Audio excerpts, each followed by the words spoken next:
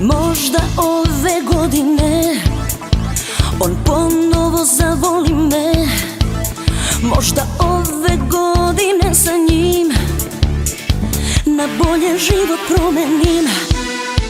Ko luda godinama čekam da zbog mene ih ostavi sve, da se kaje za sve grehove.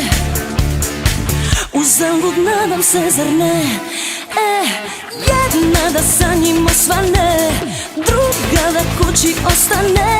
I sam je sebi neveran, ceo svet mu nije dovoljan. Jedna da sa njim osvane, druga da kući ostane.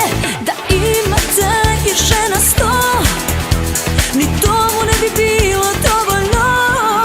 Možda ovoga meseca mi budemo ko drugi svi, samo da me opet pogleda ko da sam jedna jedina.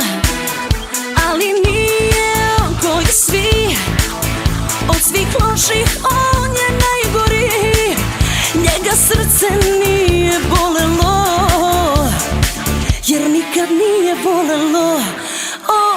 Jedna da sa njim osvane, druga da kući ostane. I sam je sebi neveran, ceo svet mu nije dovoljan.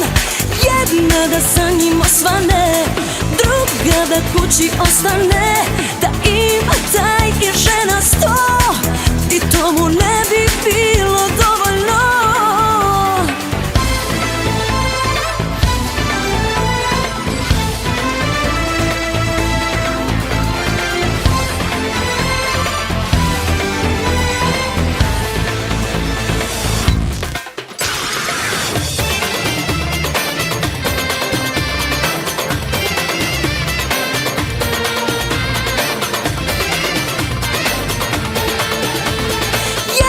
Da sa njim osvane, druga da kući ostane. I sam je sebi neveran, ceo svet mu nije dovoljan. Jedna da sa njim osvane, druga da kući ostane.